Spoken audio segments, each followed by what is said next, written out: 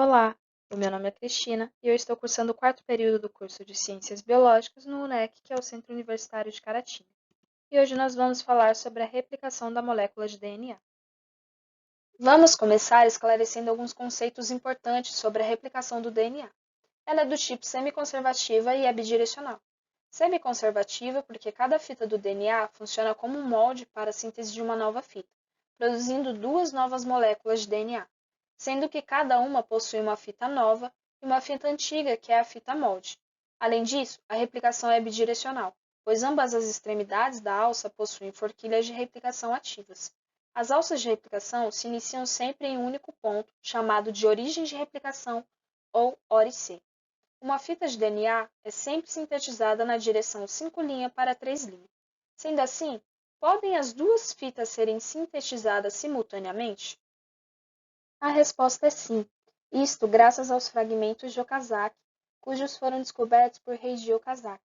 Ele descobriu que uma das novas fitas é sintetizada em pequenos pedaços, nomeados como fragmentos de Okazaki. Isto levou à conclusão de que uma fita é sintetizada de forma contínua e a outra fita é sintetizada de forma descontínua.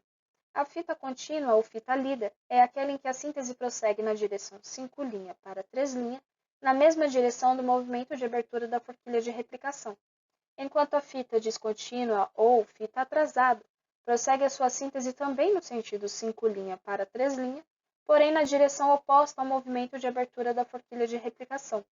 Podemos dividir a replicação do DNA em 3 etapas: a iniciação, o alongamento e a terminação. Vamos ver agora cada uma dessas etapas. Começando então pela iniciação. Primeiramente, algumas proteínas iniciadoras ligam-se na origem de replicação e fazem com que um curto trecho do DNA se deselicoidize, e permite que a helicase se liguem e quebrem as pontes de hidrogênio entre as bases nitrogenadas das duas fitas de DNA. As SSBs se ligam às fitas separadas, dando estabilidade a elas e evitando que as bases voltem a se ligar. Há também a atuação da DNA girase, que diminui o estresse topológico, ou seja, diminui a força torsional, fazendo e ligando cortes na dupla hélice do DNA. A iniciação é a única fase que se sabe ser regulada, visando assegurar que o DNA seja replicado somente uma vez por ciclo celular. A segunda fase é o alongamento, onde acontecerá a síntese do DNA propriamente dita com o auxílio da DNA polimerase 3. Para isto, é necessário a adição de um iniciador, isto é, um primer, que é um curto trecho de RNA. Quem adiciona este primer é uma enzima chamada primase. Após a adição do primer, a DNA polimerase 3 começa a adicionar os nucleotídeos à nova fita.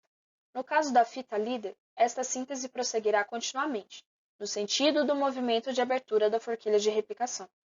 Já a síntese da fita atrasada ocorrerá de forma descontínua, em pequenos fragmentos, que são os fragmentos de Okazaki. Para a síntese da fita descontínua, há a adição de vários primers. Após cada fragmento ser sintetizado, seu iniciador, isto é, o primer, é removido pela DNA polimerase 1 e os cortes são selados pela DNA ligase. A última etapa do processo da replicação é a terminação. Em algumas moléculas de DNA, a replicação é terminada sempre que se encontram duas forquilhas de replicação.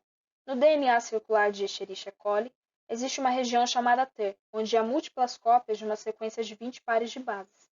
Essas sequências TER são, na verdade, uma armadilha para que a forquilha de replicação possa entrar, mas não sair. Elas funcionam como sítio de ligação para proteínas TUS. Esse complexo TUS-TER é capaz de parar uma forquilha de replicação em apenas uma direção. Quando a outra forquilha encontra esta parada, ela também para. Para finalizar, vamos relembrar 7 enzimas que estão envolvidas na replicação do DNA e as suas funções. A helicase é a enzima responsável por separar as fitas de DNA usando energia de ATP. As SSBs, ou proteínas de ligação de DNA de fita simples, se ligam nas fitas separadas e dão estabilidade a elas. A DNA girase alivia o estresse topológico, ou seja, diminui a força torsional. A primase é responsável por adicionar o iniciador, isto é, o primer.